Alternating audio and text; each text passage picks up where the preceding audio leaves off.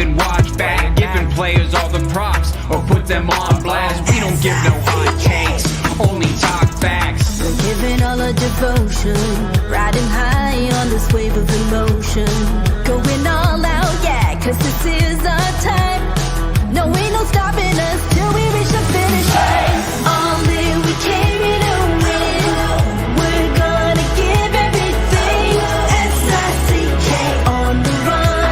S-I-C-K, sick, sick. On fire, we're ready to fight. We'll bring the house down tonight. S-I-C-K on the run. S-I-C-K, sick, sick. Play it on the car ride, play it when you lounge. X and O, you know that we can hold it down. Shout out to my man Sammy, got it off the ground. And to all the listeners tuned in right now, got debates, analysis, and speculation. This is sports talk for the new generation. You know where to find us, got a reputation. Sick podcast, your #1 sports destination. Giving all our devotion, riding high on this wave of emotion. Going all out, yeah, cause this is our time. No, ain't no stopping us till we reach the finish line. All in, we came here to win. We're gonna give everything. S-I-C-K on the run. S-I-C-K, sick, sick. On fire, we're ready to fight. We'll bring the house down tonight. S-I-C-K on the run. S-I-C-K, sick, sick. S-I-C-K is the sickest podcast. Tune in for the audio, or you can even watch back. Giving players all the props or put them on blast. We don't give no hot takes, only talk back. S-I-C-K, S-I-C-K, S-I-C-K, S-I-C-K, S-I-C-K, S-I-C-K, S-I-C-K.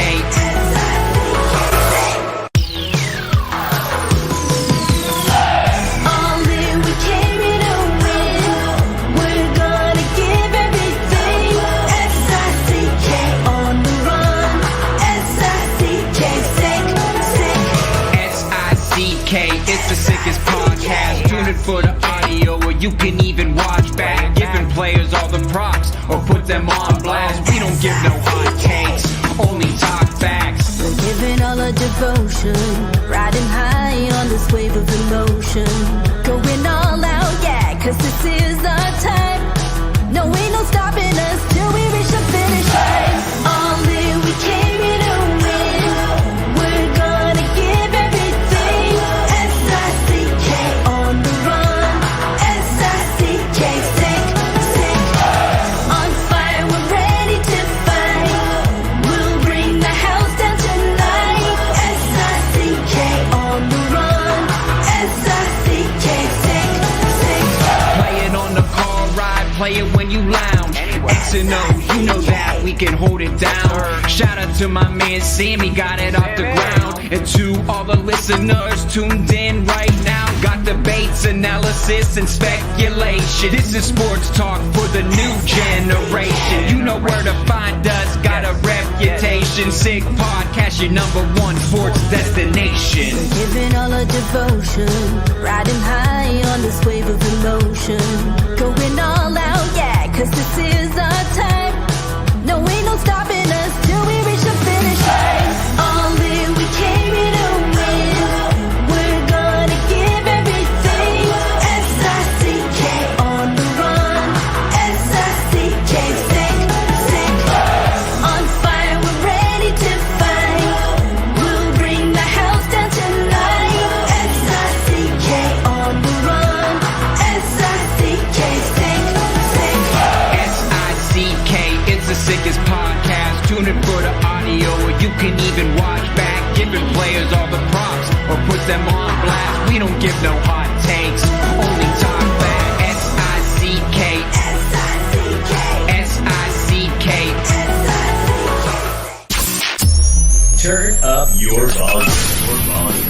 Because you're about to listen to The Sick Podcast.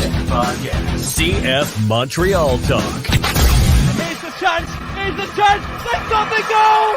Absolutely incredible. Cameron Porter delivers the goal. represent Montreal Impact into the CONCACAF Champions League semi-final. The sickest CF Montreal podcast. Brought to you by Energy Transportation Group. Driven to be different. Playground, your premier gaming destination. Complete Striker. And Innov Sport. Collaborer avec Innov Sport, une compagnie d'ici afin de dynamiser l'apprentissage et la pratique du sport pour tous et partout.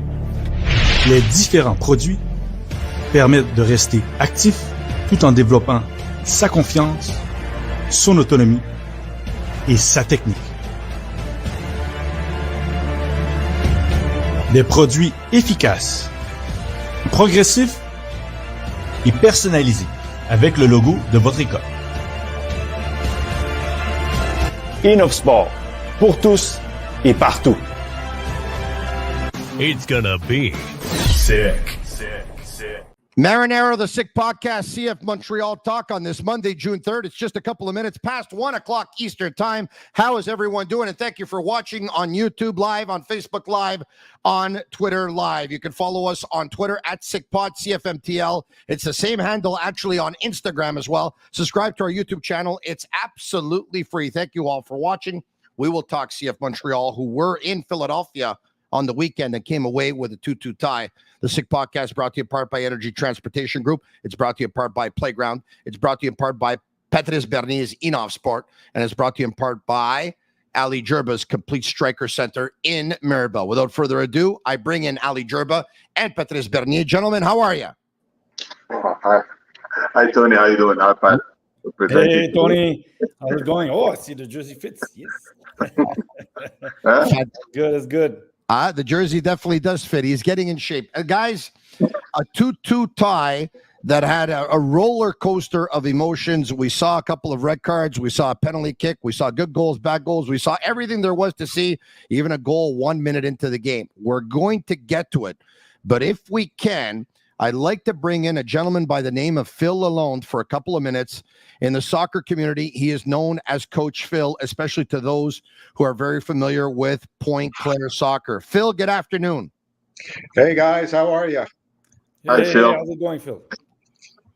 Phil, thanks for taking the time. I know I am aware of your story, and Ali and Patrice are going to come together along with many others to actually try and raise money for a great cause, which is ALS. Before we get to the great event that's going to take place this weekend, which is going to be of huge interest to CF Montreal fans, there's no doubt about it, and former Montreal Impact fans as well, who hopefully are still CF Montreal fans. Phil, can you tell us your story? My story? Well, I guess the real story is 3 years ago, about 2.5 years ago now, I was diagnosed with ALS, which I do not wish on anybody. It is a beast of a disease that takes away your muscles one at a time. And I was like you guys. I was so big into soccer. I coached for 32 years in Point Claire, and I played. Not quite to your caliber, guys, but I still did my bit. I could kick a ball around. But as of right now, I am now restricted. Phil, if I can, I'm sure you played above my caliber, which is no caliber. I don't know about that, Tony. I grew up playing baseball, and then I picked up soccer when I was in my 30s. So I'm probably in your caliber. So, well, anyway. I'm going to make you guys laugh here if I can. It's a very serious subject, of course, but I'll try and bring a little bit of humor to it. We're going to play soccer on the weekend, which we're going to talk about, and I'm supposed to play. I know I'm going to make Ali laugh because Ali's been joking around with Patrice that for Patrice's fundraiser, I actually spent most of the futsal game on the floor instead of staying standing. Guys, you saw me all scraped, you saw me all bruised, and you saw me all beaten during the game. And I have other news for you. You ready for this? I've been limping since. I went to check it out a couple of days ago. I tore my Achilles. Oh, jeez. Yeah. Tony, But we cannot say that you don't go all out. That's for sure. Luckily, guys, it's not a full tear, which would have required surgery, but it's a partial tear. and I have to get around either on a walking boot or on a sock that is padded and elevated so that all the pressure. So I have to, unfortunately, I will not be playing in this fantastic game that we're going to have, but I will be there to take it all in. And I found the good replacement, as a matter of fact. So, Phil, ALS, I know over the past couple of years, you've actually tried to raise money for ALS, and you've done a really good job with it. So what have you done, and how much have you raised? Well, we've had 2 soccer tournaments up to this point, and in 2 years, we've raised $95,000. Amazing. So and that all goes to ALS Society of Quebec, which is incredible. Fantastic. So you're part of the same soccer club that our buddy Grant Needham is part of course. Yep. And so I think there was an idea that was thrown around there over the last little while. Why don't you tell CF Montreal fans about it? Well, I was, my tournament was basically just a recreational tournament. And then I thought we needed a little bit more oomph. So I asked Grant is there any chance he can get some of his buddies to come out to play? And little did I know that between you and Mike Marinaro that we would get so many of these great soccer players from the past to come back to play. And you guys are amazing. You answered the call, I think within 2 days. I think the entire team was signed up. So you guys are amazing. Thank you. So you tell Grant reaches out to Mike Moretto. Mike Moretto places a call. Mike Moretto, of course, former Montreal Impact equipment manager, then manager, but basically the guy that basically did everything for the club. Everyone knows that. I think Patrice and Ali can attest to that. Don Mike Moretto. Don Mike Moretto, yes. Don Mike Moretto, yes. And has been with Soccer Canada as their equipment manager for probably, give or take, the last 15 years as well. So why don't we do this? Let's bring up the Montreal Impact alumni team, which, pardon me, is, well, former members of the Impact, but it's the legends of Montreal soccer legends, that is. The GM will be Mike Moretto. The head coach, Valerio Gazzola. The assistant coach will be Marco Rizzi. Number 2, Isham Abubu. Number 4, Nick DeSantis. Number 5, Nevio Pizzolito. Number 9, Rocco Placentino. Number 10, Ali Gerba. Number 11, Lloyd Barker. Number 12, Eddie Sabrango. No shortage of strikers there, folks. Not sure who's going to play defense, but anyway, that's their problem. Number 21, Abraham Francois. Number 22, Ricky Tancredi, who's the goalkeeper. Number 24 is Simon Gaddy. Number 25 is Darko Kolic. And as you see there's a couple of winners, Provo and Frenet. And basically, there was an auction that was done on social media to auction off a couple of spots to play with these Montreal soccer legends. And those are the lucky winners. For the media team, there you have it. The GM will be Pino Azaro, who was the GM of Montreal Impact's first championship back in 1994. The head coach, Phil, will be yourself. The assistant coach will be Max Truman of Donny Coulis. You can take away me from that game. I won't be playing, but I got Jeremy Filosa to take over. So Jeremy Filosa is going to be in at number 10. Olivier Brett, number 16. Amy Walsh, number 13. My buddy Freeway Frank, number 31. Noel Butler, number 3. Patrice Bernier will be playing on the media team, number 8. Grant Needham will be playing on the media team, number 9. Vincent Détouche is number 88. Milton George is number 6. And we have Mathieu as the goalkeeper and a couple of auction winners. Amaral and Merriwitz are the auction winners. So, Phil, this is going to take place at Terracotta Park in Pointe Claire. The game will take place, give or take, at around noon on this Saturday afternoon, June 8th, with probably pregame festivities starting just before around 11 o'clock or so, right? It's 11:30 that we're starting that up, but yeah. 11:30, which means that we'll show up at around 11, right? You guys better be there at 11. We'll be there at 11. Rain or shine, we will be there. And, of course, this coincides with Pointe Claire Soccer's annual Soccer Fest. Is that right? No, it's actually the Coach Phil Senior Soccer Tournament to end ALS. It's a whole different thing. Oh, it's a whole different thing. Okay, perfect. Okay. But there should be a lot of games going on, not at the same time while this one's going on, but throughout the day, right? It's going to be like a day-long event, correct? Yeah, two full days of soccer. We got 24 teams playing, so it's a great tournament. I think it's great. And Pat, I know you said this before, but it's a beautiful game, and it's a beautiful game because it brings people together, and it also brings people together to raise funds for a very, very important cause like this one. Yeah, definitely. As you know, we do it with Patrice Bernier as a charity game, but now we have a chance to reconnect with some former players, former teammates also, and for a good cause, because we know there's a lot of causes out there, but this one touches straightly because Grant is involved also at Point Claire Soccer, and we know Phil, and quickly everybody that's in the group chat responded and said yes, we'll be there.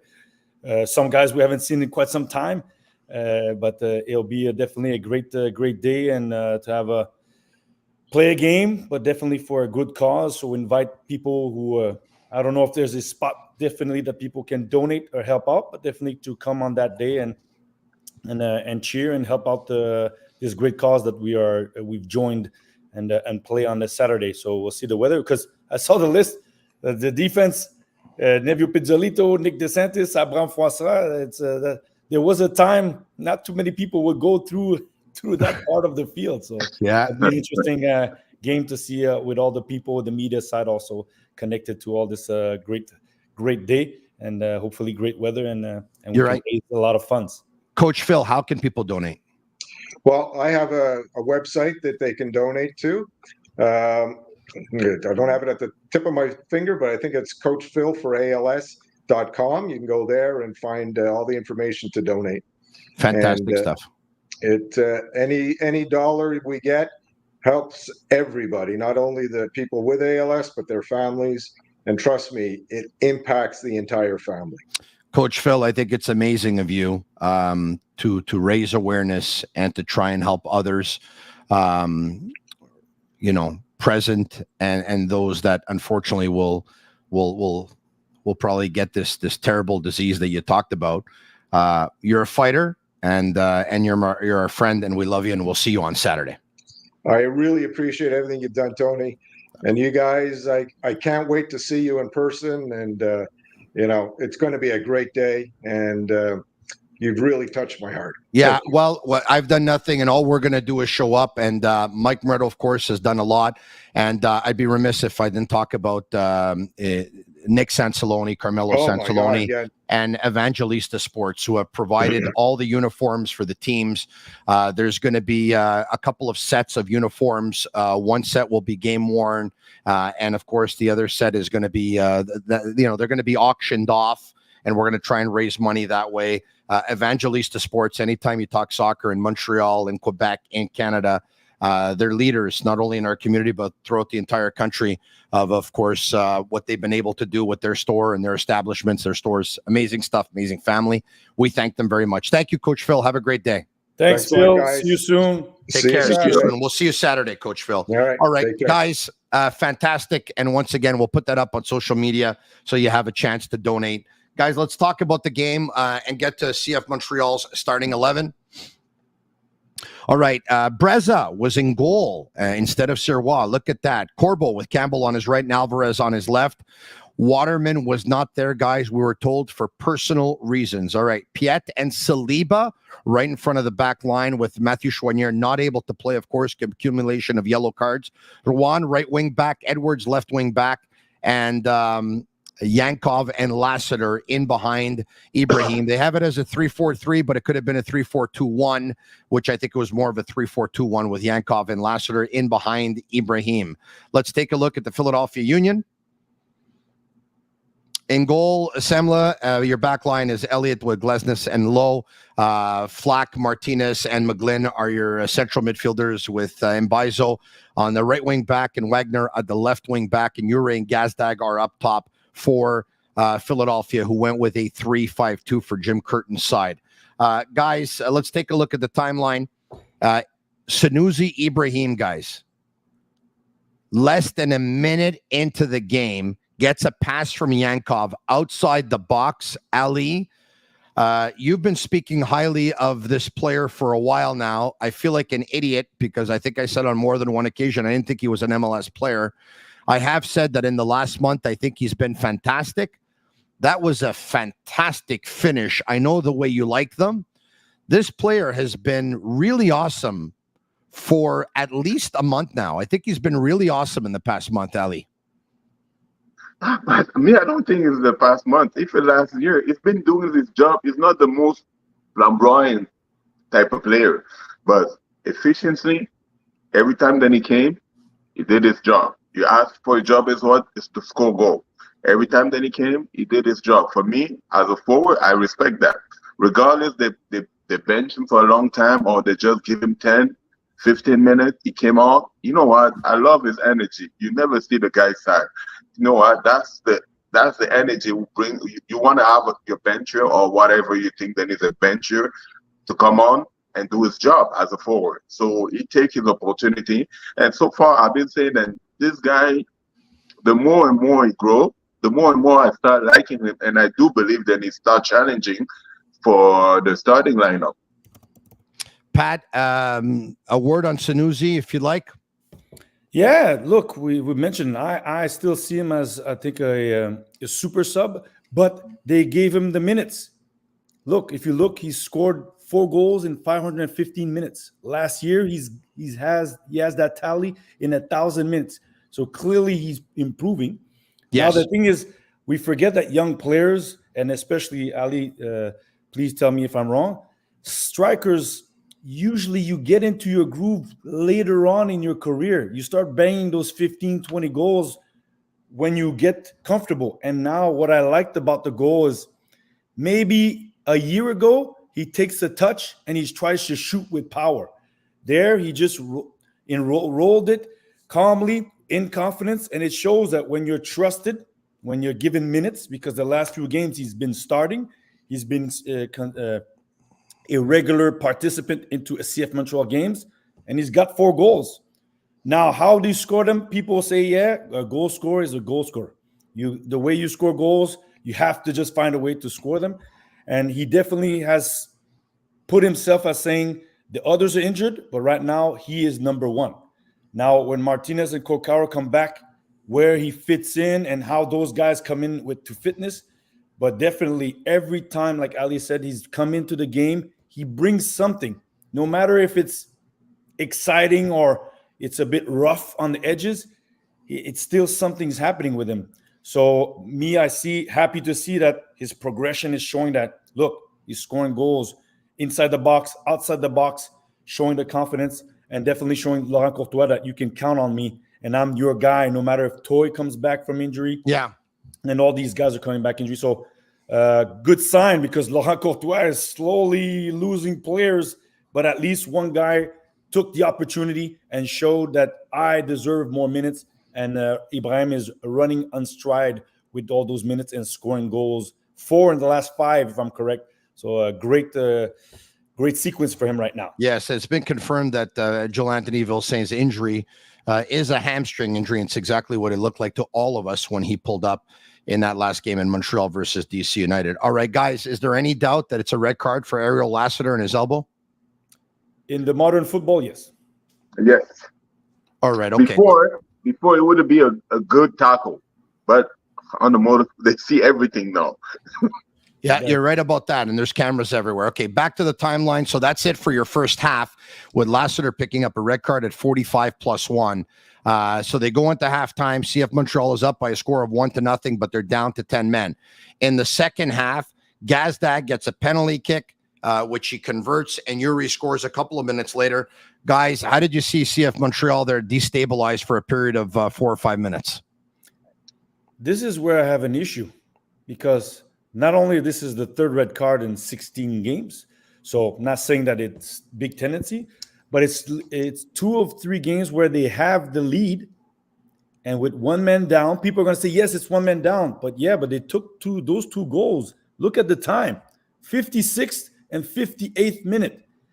And if I'm correct, because I know people said, Breza, he should have held that ball way before the shot came.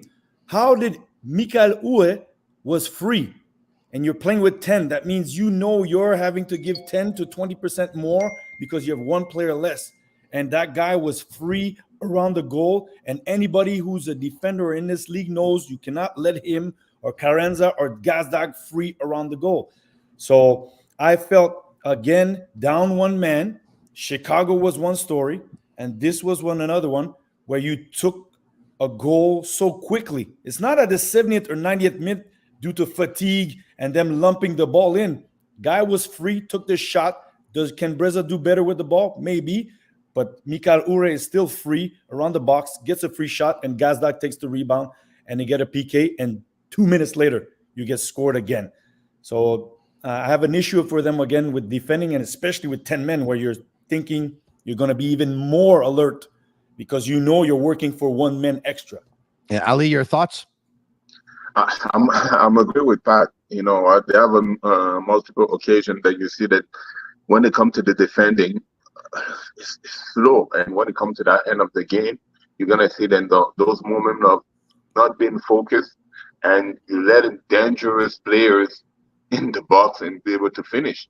So they have a couple of games, then it happened. They just watch other people. They're just reacting from the action. So I think that it's very concerning. We need to find a way, because we don't want to go to those habits that we used to have before, that we used to get known to getting goals in the end of the game. So we want to make sure that we keep the game.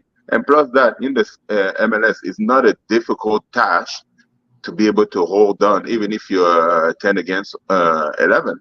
And for those, you can manage well. And for those who don't see the play, there's a ball that goes to Ure. Campbell gives him a little bit of space. He takes a shot. Breza makes a save, but is unable to handle it. The rebound comes out. Gazdag goes to pounce on it. Breza goes for the ball, but ends up clipping his foot. Gazdag ends up flying in the air, of course. Boom, gets up right away. It's a penalty kick. And then, guys, how about Ure, who gets a ball and turns Campbell? Campbell, like, clearly off balance. He gets the ball on his right foot and then all of a sudden just puts it to his left. And as he does, Campbell falls to the floor, and with the outside of his foot, Ure is able to just slide it into the far corner. Guys, not a great couple of minutes for Campbell. No, look, I don't like to pinpoint on one guy, because definitely the goal before, as you mentioned it, if people see the first goal, the setup, you'll see that the back line had Mikael Ure marked, and then they kind of looked at the ball and didn't pay attention to him.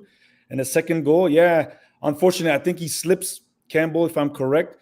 You get chopped by one of those plays that difficult. I saw Nacho Piatti do this thing regularly to a bunch of guys in this league. But a great finish by Mikael Ure, because if you leave that guy twice around the box, he had the shot for the penalty. Second time, he knew, okay, this time I'm going to take him on and pretend I'm going to shoot. Great finish with the outside of his right foot.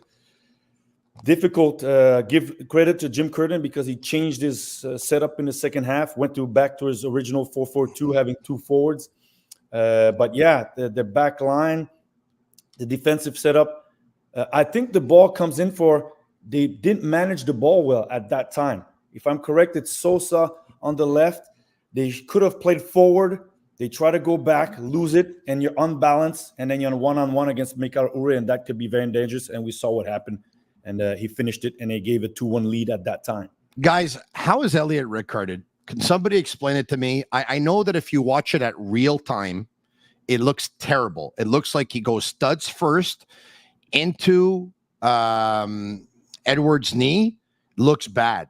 You take a look at the replay. There's a loose ball that gets away from him. Edwards is going for the ball. Elliott slides to make sure he gets the ball out of danger. He does kick the ball in his slide. The ball does change direction, but in the follow-through, he goes into Edwards and kicks him at that point. But it's ball first. Am I missing something here, Ali? But, when you come to that point, it's all about the interpretation of the ref, because it's going to be like you still was a dangerous play even after. So some refs, they're gonna say, yeah, he touched the ball first. So we saw the the same action. You have 2 or 3 different decisions. So we can be like, yeah, I don't think that it was that obvious, but the ref made a decision. You know what? Sometimes we're not agree with it, and that one, I think that it was a little bit harsh. But I'm not the ref. Pat? Look, I saw the same tackle, Vancouver versus Sport Kansas City. Foul, but no red card. Now, I think he got influenced by seeing the gash that Raheem Edwards has on his leg, because you see he's bleeding, and then because he gave a yellow card, and they did not go back to the VAR. He decided to change his yellow to a red. Correct. So I think it's a reckless tackle because he loses the ball and then he tries to recover, even though he gets to the ball first. And now you saw with Lassiter, it's more intentions than actual contact, if you could say. I thought it was a yellow, but definitely because he saw how Raheem Edwards was and you're close to the player. And then maybe I believe he felt that, oh, this deserves even worse because they did run into each other, which is a clash. But I saw it in another game where it was a foul, but no card given. And the play went on with the other team getting the foul. But like I said, I don't think it was a red card, but on this point, the referee decides that it's more dangerous than it actually appears for us on the TV. But yeah, that's even Jim Curtin said he played a soccer move, made a soccer action, and now he takes the red card. Guys, what we didn't talk about is at halftime with CF Montreal going down to 10 men with Ariel Lassiter getting red carded at the 45+1. Laurent Courtois put in a more defensive player, Sosa in for a more offensive player in Yankov. After Elliott gets red carded, Duke comes in for Edwards, who obviously was hurt. Wanyama comes in for Saliba. And then what has to happen happens on that free kick for CF Montreal. That is a free kick about 25 yards out. With the ball going into the box, it's actually redirected by a Philadelphia player off the post. The ball goes behind the keeper. It travels along the line. There's 3 players going for that ball, a Philadelphia Union player, as well as Piet and as well as Sunusi Ibrahim. Piet gets his foot on it and is able to tap it in over the line. A little bit of a sigh of relief for Samuel Piet, who had gone about 3 years without a goal, guys, even though we know it's not his job. You always like to contribute. That game is tied at 2 right there, and that's the way it ended. Pat, I don't think CF Montreal is going to complain. I think they're going to take that. Even though they had that 1-0 lead like you talked about, I think they'll take that point on the road. Yeah, if you tell me right before the game, Montreal goes to Philly, takes 1 point, you say, yeah, I'll take the point because Philly, even though they're not having a great season, it's a difficult opponent at home. And yes, they were leading 1-0, so give them credit, resilience to come back at 10 against 11 and score off a set piece. Congratulations. I've seen it in training where these guys, they work at it. Ibrahim, again, he's the one who deflects it that hits the post, so he's still, wherever there's danger, you see Sunusi Ibrahim and Samuel Piet, the quickness to react and be the first one, because how many times does that happen and then the other team clears the ball and you're like, man, we could have tied the game. He scores a clutch goal, gives them a point, and says, 2 games. You just played 2 games, good results. And this one where you're at 10-11, where you were leading, and now you come back to get that point. You go home knowing one point in Philly is great, knowing that the June calendar is not going to be easy. So, yeah, definitely a great way to finish off that day against that team and go and get that valuable point that you had, if you could say, early on in the game, or even had 3 points in the first half. Ali, let's bring up the full-time stats. They weren't pretty, but at the end of the day, it doesn't matter. 2-2 is all that counts. But take a look at this. Philadelphia Union, 2.92 expected goals compared to 0.95 for CF Montreal. 25 shots to 5 for Philadelphia. The actual shots on goal were 10-3 for Philly. They had 67% percentage compared to 33% for Montreal. They had 457 passes compared to 197 for Montreal. They had 86% passing accuracy compared to 73%. But in the words of Carlo Ancelotti, if the other team wants the ball, you can give it to them as long as you end up winning the game. Well, it wasn't a win here.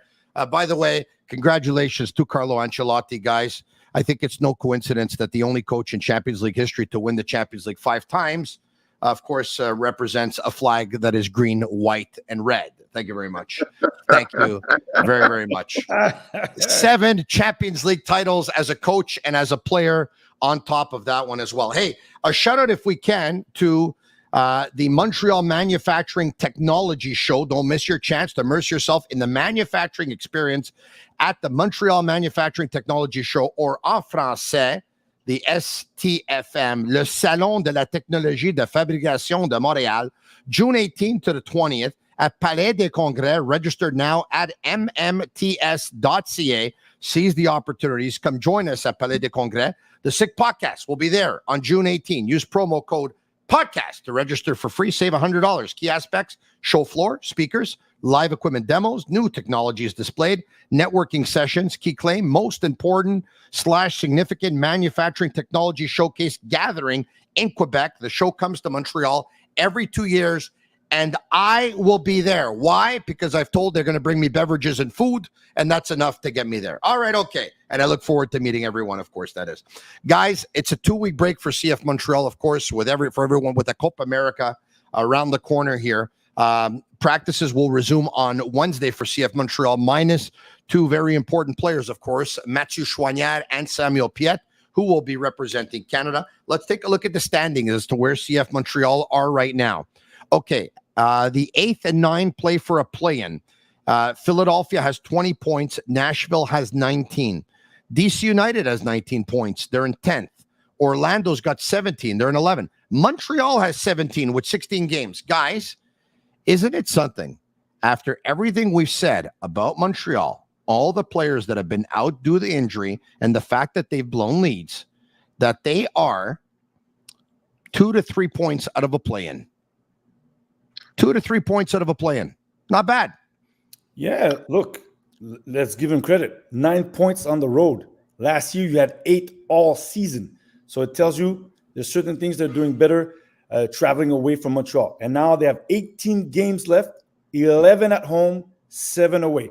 So I'm not to say you have the control of your destiny, but you are going to be playing at home more often. But they are where I would say we expected them to play for that 9th or 8th position, because we know change of coach, change a bit of personnel. And we're looking forward to Opoku's been training. So maybe once the international window is done, he could be cleared to be able to be maybe not a starter, but on the bench. Kokaro looks like he's soon to be coming back. Martinez also, Mason Toy. That's good news for Laurent Courtois, knowing that you're in the mix because you have 1 game less than DC United. And if you win that game, you're ahead of them by a point. So, let's say give them credit with all that happened. But imagine if they had taken a few more points. You're right about that. Chicago game. Imagine if you have 1 more point, you have 18. If you don't lose the game, you're already at 20.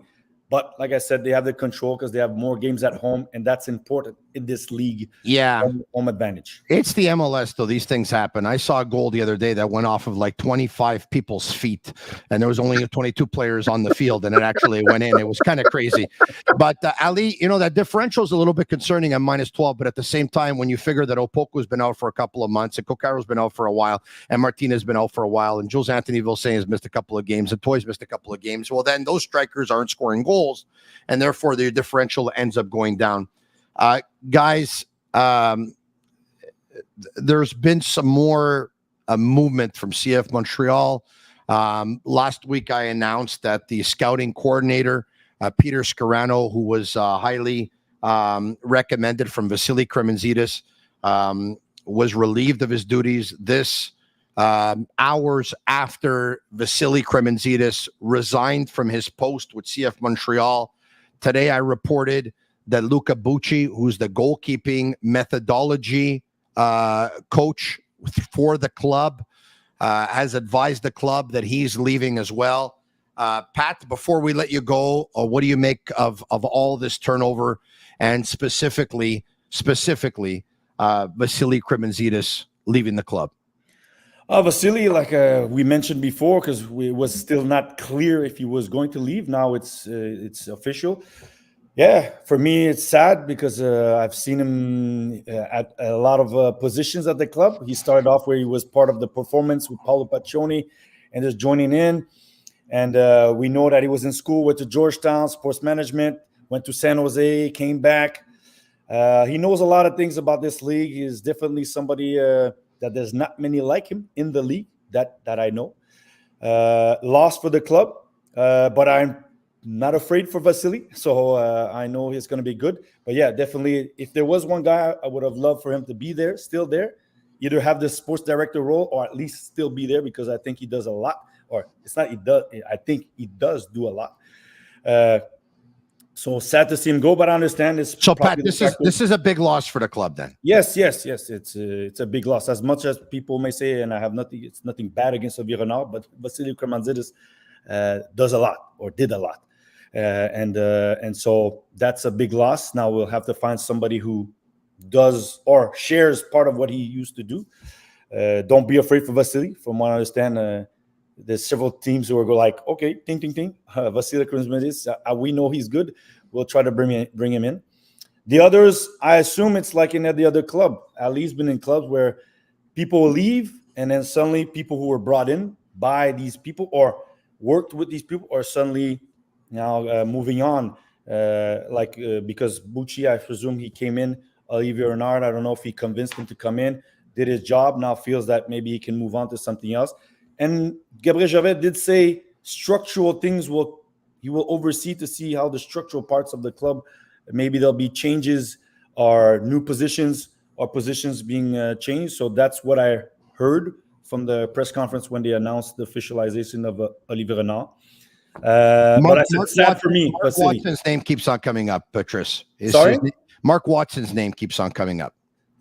If his name comes up, personally, it's not against Mark, but if the club's philosophy is about playing, there's GMs that work with certain types of clubs and others that work with and Mark Watson was in Minnesota. They're not known for generating youth going forward. Montreal, that's their philosophy now. So his name might be there. He has played at the club or FC Super in the past. I don't see a Mark Watson. That's just me, and it's not because of his competence. It's just what the intel what Olivier Renard did. You want somebody in the same mold, and I don't think Mark Watson is that type of sports director. But we'll see. I don't think it really matters, Pat. I don't think it really matters who they bring in. I don't think it's them. I don't think it's going to be that person who's going to be calling the shots anyway. No, at the end of the day, you can say who's going to call the shots.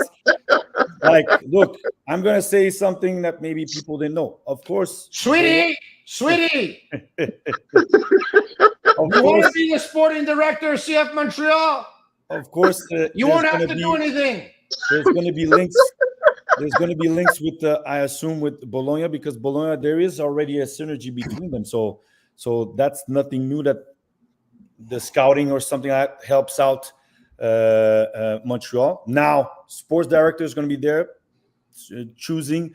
You definitely need somebody who has a vision and who has contacts and is going to bring the club where Olivier Renard did a great job to bring the club where it is now in terms of its new model. Now you need somebody who's going to be able to bring it to the next level and regularly being able to transfer players from here to elsewhere or bring players here to solidify this team. They should call lens crafters. They have a lot of contacts. Hey, Pat, I'm going to go on that one, Tony. I know you have a radio hit. I'm going now. Last time I spoke to you, did your phone ring? Last time I spoke to you, did your phone ring? You said no. I'm going to ask you one more time. Did your phone ring? No, I did not. Like I said, the phone is ringing, but it's for BPM Sport. Okay, thank you. We'll let you go. Take care. There you have it. The great Patrice Bernier. All right, who covers the team and works for RDS and provides analysis, and we're very happy to have him here on the podcast.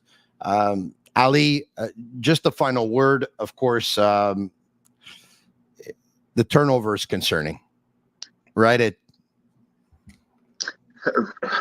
think it's been very concerning even before, because we're still taking the same pattern on and on, and we still believe that things gonna get better. We want to believe that things gonna get better, because most of the time when you criticize or you reflect the reality of things, people gonna take it like, oh, maybe you have some gunch. I'm like, but you know what? When your sporting director is gone, the first man was on the field. I call it back, because that's the most important facility. he was on the field, so he knew all the rules. Everything was going on with the league or stuff, and it took them years to be able to understand the league. And plus that, you have now Peter, who's a scout, local scouting, so he knows exactly what is what locally. So regardless if you bring other people because they don't know the ground that much, it's gonna take them time. So the way of Montreal, something that I know that you don't have time. They're gonna make you believe you have time, but you don't have time because as soon the result doesn't come out, you're gone. So that's what I'm always afraid. Even with the coach, staffing, the direction, I'm like, as soon it doesn't go a certain way, we do believe that the only thing that we have to do is change everything drastically. And it didn't bring any results so far. Along the way, we started learning from a mistake, but we're still making all that mistake. Ali, I want to end it with this. Chinonso Ofer, who, of course, was sent out on loan, I believe, back on the 5th of February, if memory serves me well. Is that someone that you'd like to see come back to Montreal after his loan? Yes or no, and why?